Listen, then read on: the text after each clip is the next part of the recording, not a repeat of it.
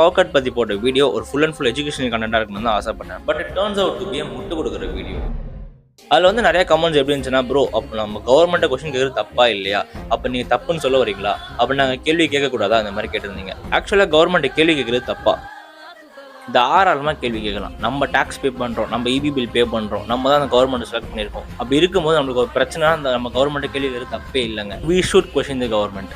நான் சொல்ல வந்த ஒரு விஷயம் வேறு மாதிரி கன்வே ஆகியிருக்கதை நான் புரிஞ்சுக்கிறேன். Actually I'm not a privilege kid. நானும் டெய்லி பவர் கட்லாம் ஃபேஸ் பண்ணுறேன். 2-3 மணி வரைக்கும் கரண்ட் இல்லாமல் தான் தூங்கியிருக்கேன். ஆனால் தான் இந்த டாபிக் பற்றி நான் பேச ஆசைப்பட்டேன். I just want to educate people. நிஜமாவே தமிழ்நாட்டில் பவர் கட்டுக்கு என்னதாங்க ரீசன்? கவர்மெண்ட் என்ன கிளைம் பண்ணுறாங்கன்னா, வேலையாட்கள் கம்மின்னு கிளைம் பண்ணுறாங்க. ஆக்சுவலாக அது உண்மை. ஒரு ஏரியாவில் பவர் கட் ஆகுதுன்னா அங்கே 15லேருந்து 20 பேர் தேவைப்படுறாங்கன்னா மொத்த ஏபி ஆஃபீஸ்லேயே 10க்கும் கம்மியான ஆட்கள் தான் வேலை பார்க்குறாங்க. ஸோ அப்படி இருக்கும்போது 1 ஹவரில் முடிய வேண்டிய ஒர்க் 2லேருந்து 3 ஹவர் ஆகுது, which is a big drawback for us. So இதுக்கு யார் ஒரு ரெஸ்பான்சிபிலிட்டி கேட்டிங்கன்னா, ஆப்வியஸாக அது கவர்மெண்ட் தான் ரெஸ்பான்சிபிள். அவங்க தான் அது ரெஸ்பான்சிபிலிட்டி எடுத்து இந்த விஷயத்தை சார்ட் அவுட் பண்ணணும். அண்ட் கவர்மெண்ட்டும் இந்த விஷயத்தை நோட்டீஸ் பண்ணிட்டு உங்களுக்கு கொஞ்சம் கால அவகாசம் தாங்க, நாங்க விஷயத்தை சார்ட் அவுட் பண்றோம் சொல்லி ப்ராமிஸ் பண்ணிருக்காங்க. So let's wait and watch. அந்த வீடியோல நாங்க ரூலிங் பார்ட்டிக்கு நிஜமா சப்போர்ட் பண்ணி பேசியிருந்தேன்னா, அவங்களோட நியூக்ளியர் பவர் பிளான்ட் ப்ராஜெக்ட் பத்தின வர ரூமர்ஸ் பத்தி நான் வாய் திறந்திருக்கவே மாட்டேன். ரீசெண்டா என்ன ரூமர்ஸ் போகுதுன்னா, நியூக்ளியர் பவர் பிளான்ட் அதுக்கப்புறம் குப்பைகளை எரிச்சு மின்சாரம் உற்பத்தி பண்ற இந்த 2 ப்ராஜெக்ட்டும் கவர்மெண்ட் கையில் எடுக்க போறாங்க. அதனால தான் மக்கள் மத்தியில அப்பப்ப கரண்ட் கட் பண்ணி விட்டு டிமாண்ட் உருவாக்குறாங்க. இந்த 2 ப்ராஜெக்ட்டும் வந்துருச்சுன்னா மின்சாரம் வந்து தடையே இல்லாம வரும். ஆனா சுத்தோட்டாரத்துக்கு ஊர்லாம் வாழ முடியாத ஊரா மாறிடும். எக்கச்சக்க டிராபேக் இருக்கு அதுல. ஆனா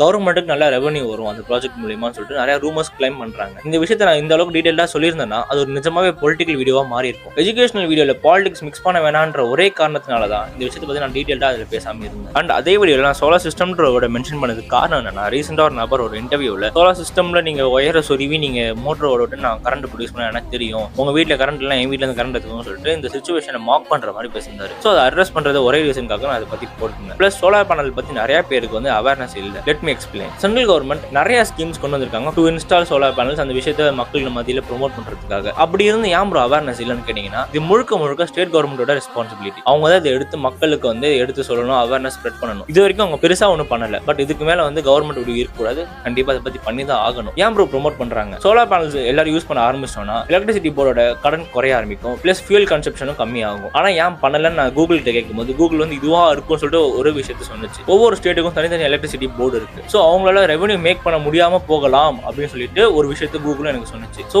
it's not my opinion. So இதுவா இருக்கலாம் அப்படின்னு சொல்லிட்டு என்னோட விஷயத்தை நான் ஷேர் பண்றேன். அண்ட் பை த பை நான் இந்த வீடியோ ஃபுல்லாக எக்ஸ்பிளைன் பண்ணிட்டேன். ஸோ உங்களுக்கு புரிஞ்சிருக்கும் நம்புறேன். கமெண்ட்ஸ் ஓப்பன், உங்க ஒப்பீனியன் தாராளமாக ஷேர் பண்ணுங்க. ஒரு வீடியோ எவ்வளோ கான்ட்ரவர்சியா போனாலும் நான் கமெண்ட்ஸ் ஆஃப் பண்ண மாட்டேன். You can share your opinion. எல்லா கமெண்ட்ஸும் படிப்பேன். அண்ட் லாஸ்ட் வீடியோவில் நான் மேக் பண்ண தப்புகளை அட்ரஸ் பண்ணதுக்கும் ரொம்பவே நன்றி. ஸோ அதே மாதிரி இந்த வீடியோ உங்க ஒப்பீனியன் தாராளமாக ஷேர் பண்ணுங்க. அப்போதான் மேலும் நான் வீடியோஸ் அண்ட் கண்டென்ட்ஸை இம்ப்ரூவ் பண்ண முடியும். Thank you so much.